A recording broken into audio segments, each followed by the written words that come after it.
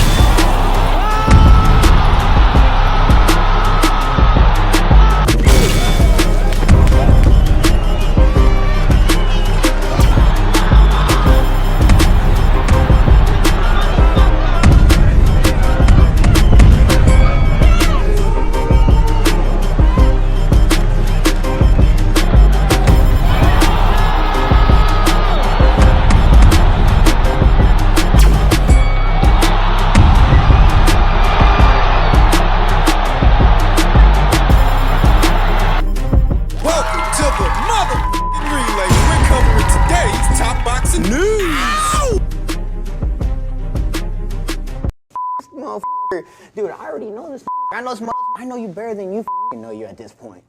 I know everything about you, and you know that. And aside from that, I don't. I don't know that. Yeah, you do. Why would I know? How? I know Makes everything no sense. about you. Do you? I truly do. That sounds like you're in love with me. Are you in love with me? No. You know me better than I know myself. That's weird, bro.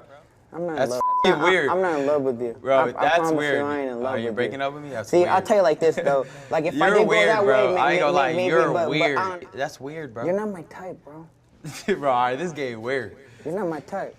I guess that's the virtue of fighting Rolly Romero. Cute and colorful sound bites, just like that one. Rolando Romero achieved most of his notoriety off the name of Ryan Garcia years ago. All of those sparring stories that PBC fighters so often tell, all of those sparring rumors, a sparring session where apparently Rolly got the best of Ryan. This was a long time ago, so long, I don't even think it matters. I myself never have much stock in sparring stories. Gym stories. But when you talk about Rolly Romero and how this limited fighter of such limited ability came into the public eye, it was off of sparring stories involving Ryan Garcia. He's very lucky. So this fight that he's about to have this upcoming Friday was already offered to him some time ago, and in its place, he decided to stay on his own side of the street. He decided to fight Isaac Cruz in defense of his WBA title, just to end up losing it on an undercard for less money than he would have made boxing Ryan. Said he wanted to be an Amazon superstar. Now he's fighting on DAZN. The fight came back around. The fight came back around for Rolly, and he's damn lucky that it did, because if it didn't, who else would he be able to fight for a multi-million-dollar payday, a multi-million-dollar purse? Remember, him and Ryan are in the main event. This is a unique card for more reasons than one. I mean, for starters, they're doing it in Times Square, out in the open, out in the public. Weather permitting. 7-day forecast in the tri-state area calls for a 60% chance of rain on Friday. We know that could change. Let's hope that it does, and if it doesn't, let's hope that the event coordinators are ready. Bring an umbrella. So the event is unique in the sense that they're doing a fight out in the open in Times Square. I'm not sure that's ever been done. And it's unique because there are really only 4 fights on the bill. LaVale Whittington versus Reiso Satsumi, Teofimo Lopez versus Arnold Barboza, Davine Haney versus Jose Ramirez, and of course, in the main event, Ryan Garcia versus Rolly Romero. Ow! Now, even though Ryan and Rolly are the ones in the main event, their fight just feels like a countdown until Ryan lands the left hook. Call it what it is. It's a glorified tune-up fight for Ryan, who hasn't boxed in about a year's time.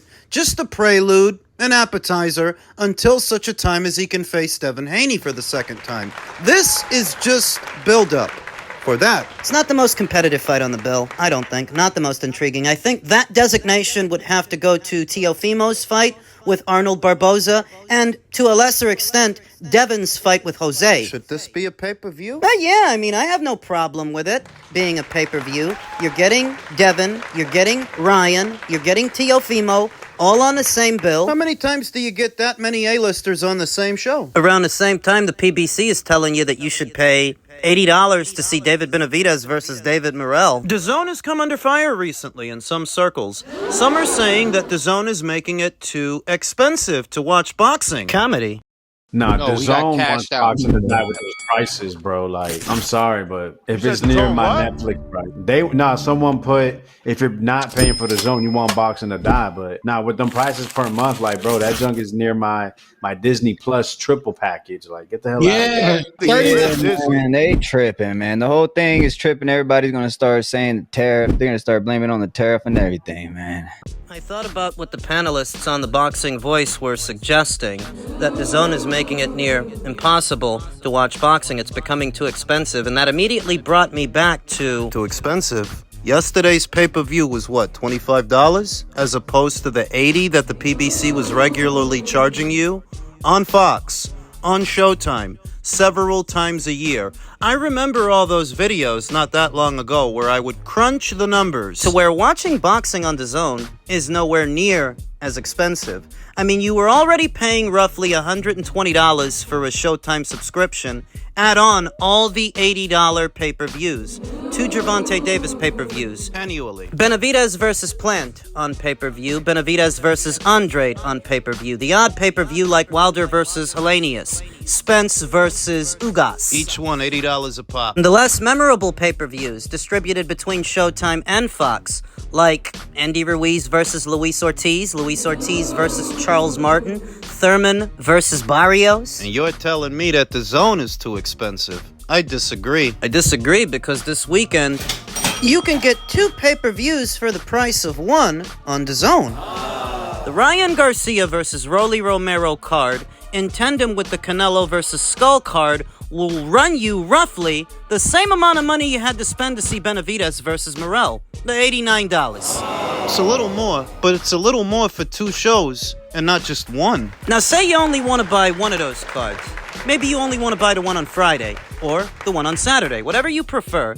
It still comes out cheaper than what you normally spend on a PBC show, because one of those shows by itself will run you $60, as opposed to the $80 you normally pay, what you're already paying for a PBC pay-per-view. So I disagree. A contention like that one, to where DAZN is too expensive, you either haven't been paying attention, or you're pretending. You know better, you're just pretending not to. I think Friday's show, given who's on it, is value for money, because you don't normally get that many recognizable fighters fighting on the same bill. Now, any one of those fights by itself may not be pay-per-view worthy, but as part of a package altogether, Lopez versus Barboza, Haney versus Ramirez, Garcia versus Romero. Tack on Canelo versus Skull, who's going to be on pay-per-view irrespective of the platform. Amazon, DAZN, or anywhere else. He's going to be on pay-per-view. The fact you can see all of them for roughly $80. 89. That's the value for money. So I don't know what the agenda is. I don't really care either. I'm buying this weekend's cards,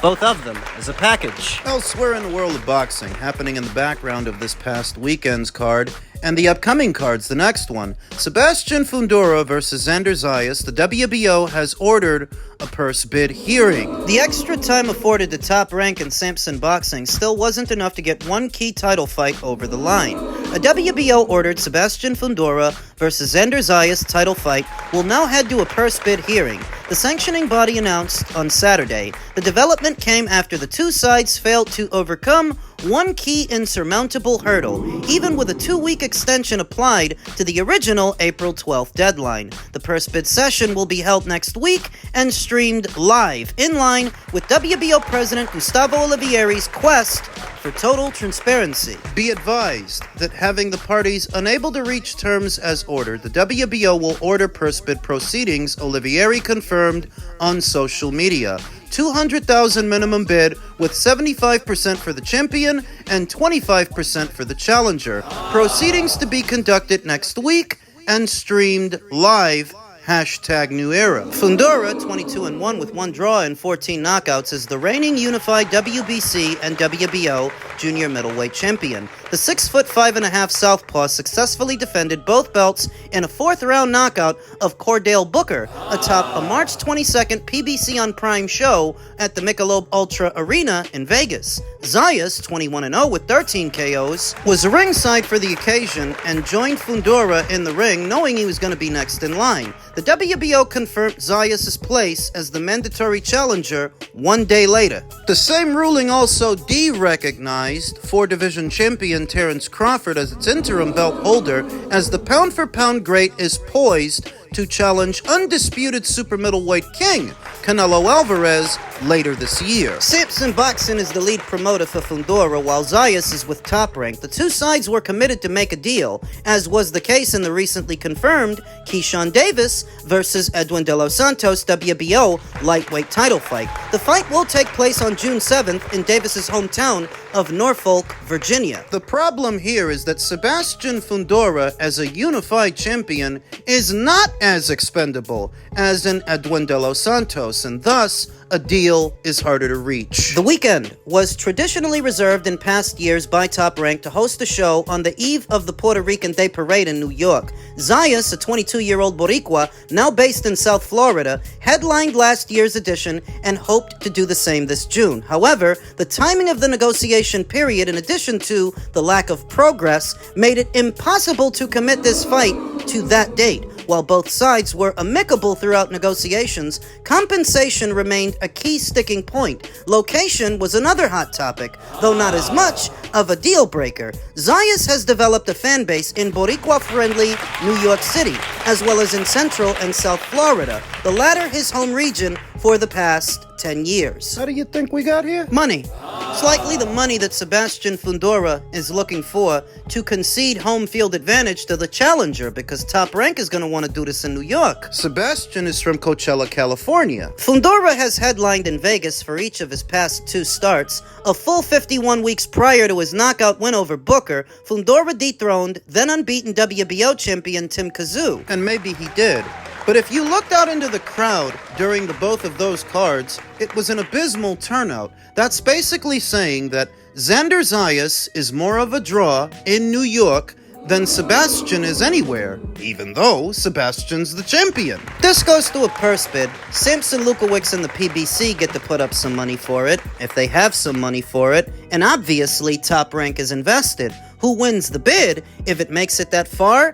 I really don't know. Top Rank has their own problems. Their deal with ESPN is coming to an end, and they've never been in the business of overpaying fighters. At the same time, it's not like the PBC has a whole heap of money to throw around, least of all on Sebastian Fundora, who is not a draw. If you throw a lot of money at this thing just to make sure you beat out Top Rank, can you then make the money back? With a Fundora fight. So many ways this could break down. So many important factors. Let's say the PBC beats out Top Rank at the purse bid.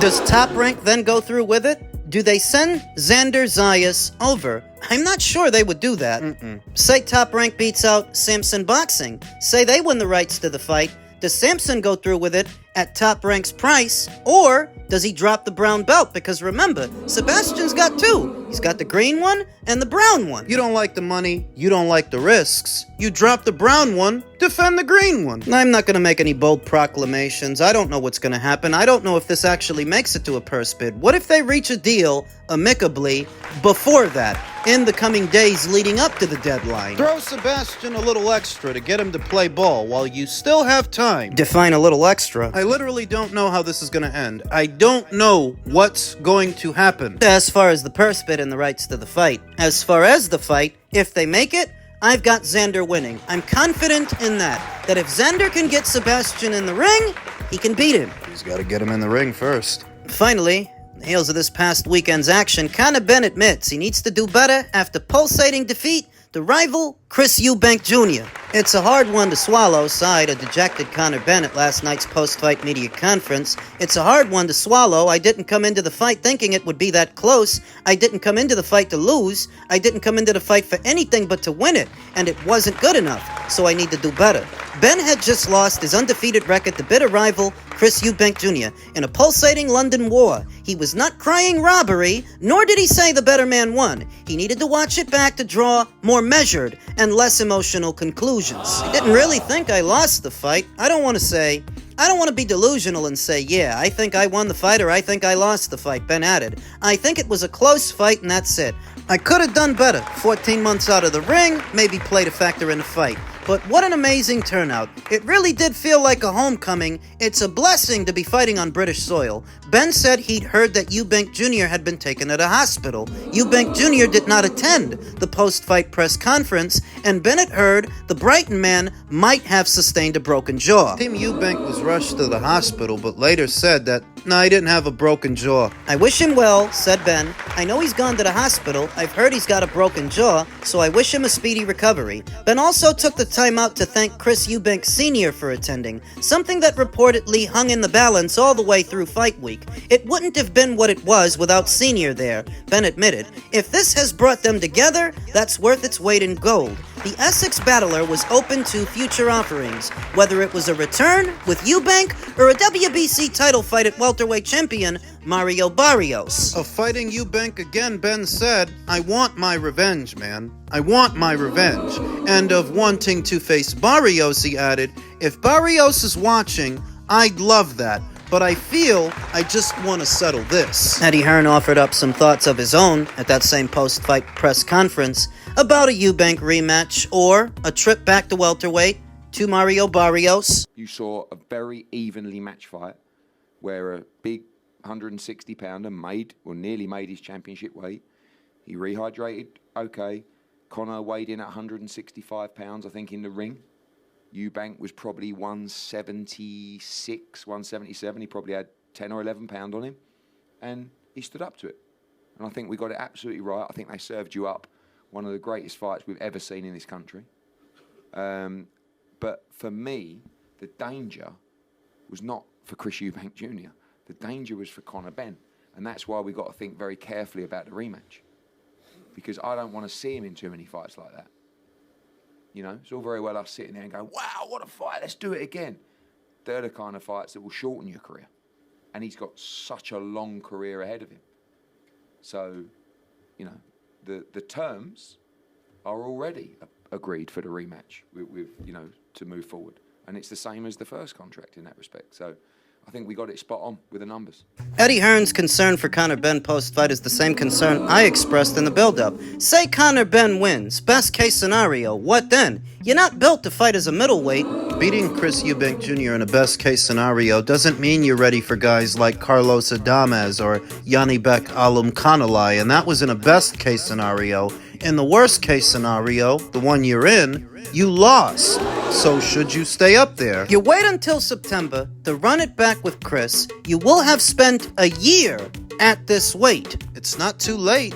Conor Benn officially weighed in at about 156. He didn't actually come in at the limit, at a full 160, so with time and attention, he can get back down to 147. It's not too late, but if you spent the entirety of the year above welter, above junior middle... Oh, that's something else. Not so much what you think is likelier to happen than not, but what do you guys think should happen? Should Conor stay at this weight to fight Chris again, or should he lick his wounds, learn from it, and go back to welter? Are his chances against Chris in a rematch good enough that he should stay the course, or should he just move back down? What do you guys think is the best course of action for Conor?